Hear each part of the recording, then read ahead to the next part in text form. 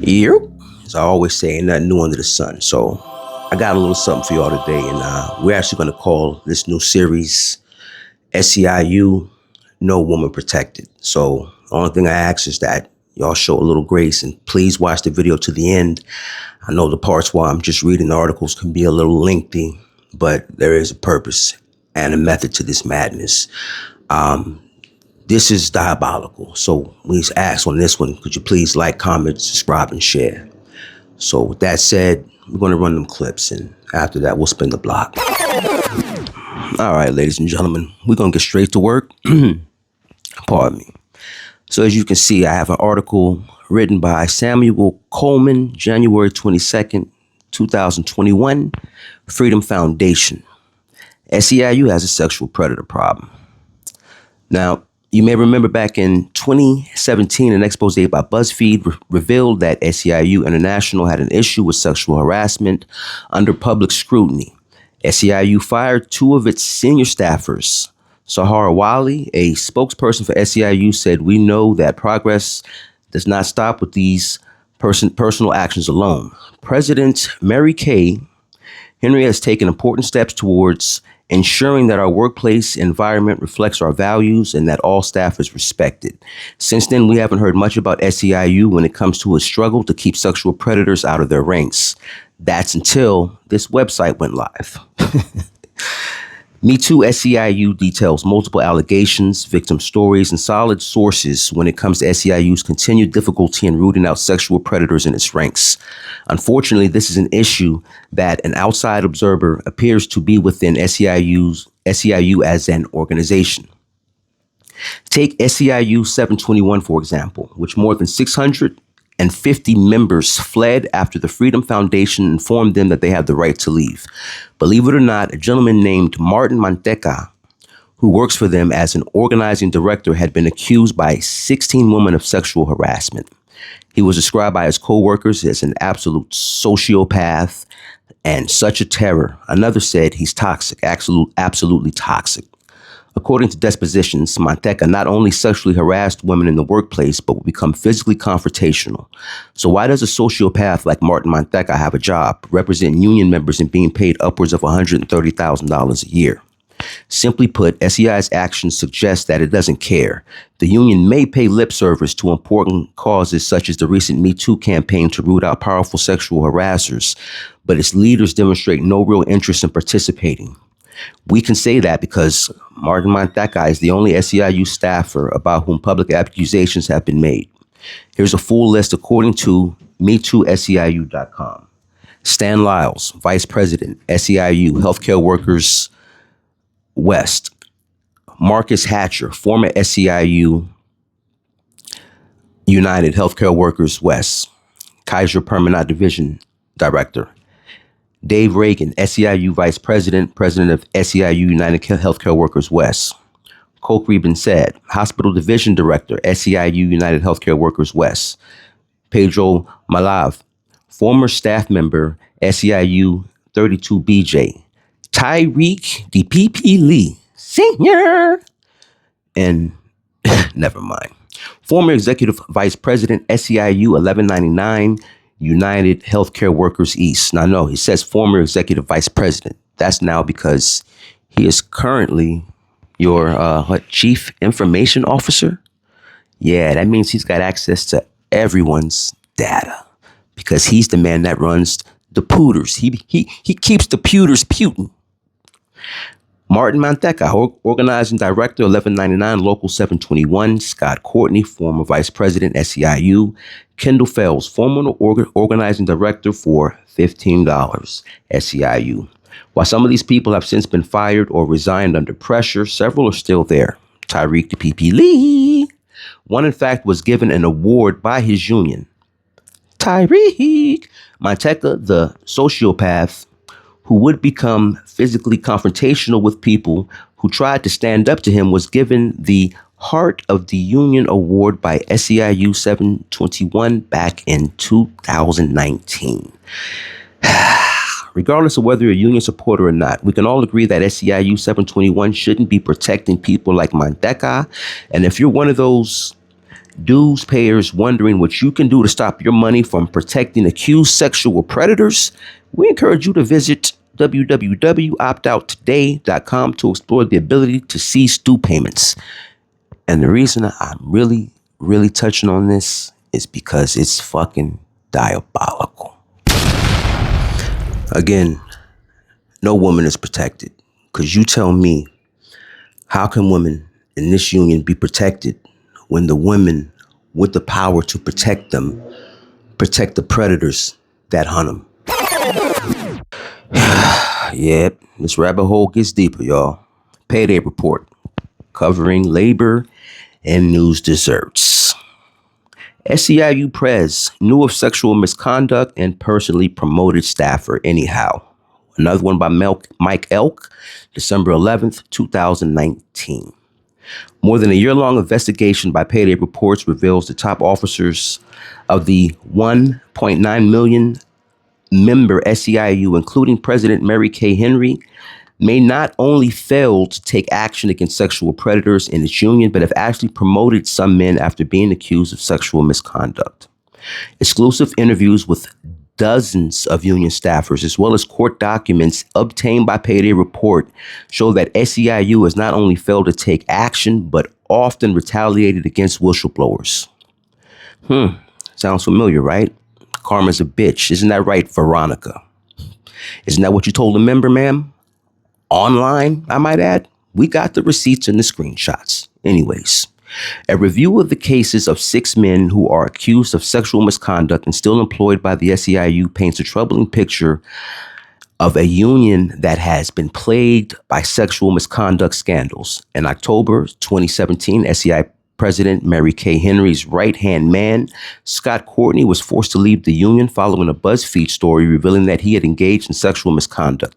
At the time, Henry appointed an external advisor board to look into sexual misconduct composed of Deborah Katz, a top civil rights lawyer who represented Dr. Christine Ballsy Ford during the Supreme Court nomination hearing over now confirmed Justice Brett Kavanaugh, former White House domestic policy counsel director Cecilia Muñez, and Fatima Gross-Graves, president and CEO of the National Women's Law Center, hoping the new external advisory board would take action to shake up SEIU.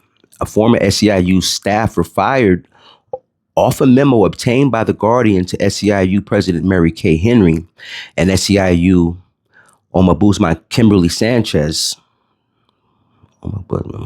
in October of 2017 about the abusive behavior of Martin Manteca, who we spoke about from the previous article. Now, 16 testimonies against top staffer, who SEIU Prez Henry then promoted.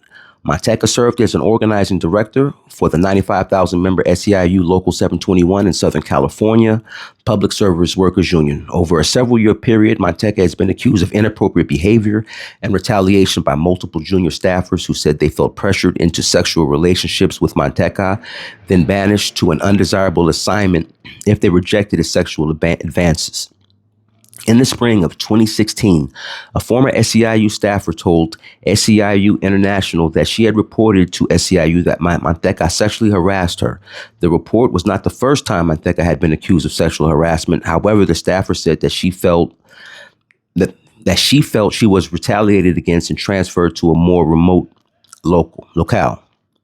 Outraged by the exile of the talented union organizer, more than 60 staffers of Manteca's local gave their support to a petition in May of 2016, obtained by the Payday Report, asking SEIU to investigate Manteca due to his alleged harassment. The SEIU Ethics Office, headed by Kimberly Sanchez, investigated the matter. In dispositions obtained by the Payday Report, 16 SEIU staffers provided testimony against Manteca. The staffers painted a picture of a boss who not only sexually harassed women in the workplace, but one who would become physically confrontational and harass those who tried to stand up to him in solidarity with his accusers. He was an absolute sociopath, said one staffer who wished to remain anonymous out of fear of retaliation. As he was on the floor of your office, you hid at your desk. You didn't want to see him. He was such a terror. Payday Report is releasing many of the affidavits that we have received, which you can find here. However, to protect the identity of some of the whistleblowers, we are not publicly releasing all of them. If you are a journalist interested in confidently viewing the affidavits, please contact me. Address there.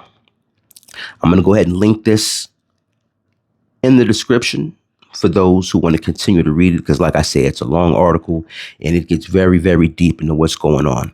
But it's time that 1199 SEIU members know what's really going on with your union dues, which is funded under the Taft-Hartley Act. And you pay your taxes to fund this.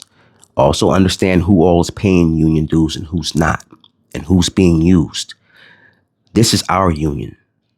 And the elected officials are supposed to be representing us and doing what we tell them, not playing in our faces like they've been doing. It's time that we all stand up as one. Yeah, so I know normally with these, I do the whole stick and yada da, and crack jokes and all of that, but this is dirty work, yo. This is diabolical, dirty work. And just off of, first of all, let me provide a little context, right? So, for those that have been watching my content from the beginning, almost 2-3 years now, when I first started this, it was about what I was going through because of what I experienced as a delegate needing representation when the union was trying to create a narrative. When my institution, NYU, was trying to create a narrative that didn't exist. When I decided to take on that fight and do it myself, I knew what my actions was going to bring. I knew I was going to war. I'm not going to lie to you. I knew the rabbit hole was going to get deep, but once traction picked up and I started connecting to other people who had the same type of issues at other institutions, and we all started talking, one, I found that there was a common thread through all of these institutions, all tied to 1199 SEIU. Oddly enough, they're all tied into the current administration. But what I cannot understand is how a union headed by a woman, all the upper level executives are now women, but these are the same women that made public statements berating Me Too victims, and then they rewarded bad behavior and continue to do it and continue to protect these individuals. So when we talk about what's going on with the dues, and remember, these are the same people who are telling you which candidates to vote for in the election when they're not even supposed to be doing that in the first place. But if they're protecting sexual predators, then what does that say about the people that they're endorsing? This is wild to me, and honestly, I don't know what else to say, because I don't want to go too far on this topic, because honestly, as a man, I don't feel like it's my place to speak on women issues, but I know when something's wrong, and this is fucking wrong. And this needs to be addressed immediately, and it needs to be fucking handled expeditiously. Anyone out there that's ever had an issue, because we all know what the word is about certain individuals that use their position of power in the union throughout the Tri-Cities. We all know what it is. There's a network that's here that's going to do what the union hasn't been doing.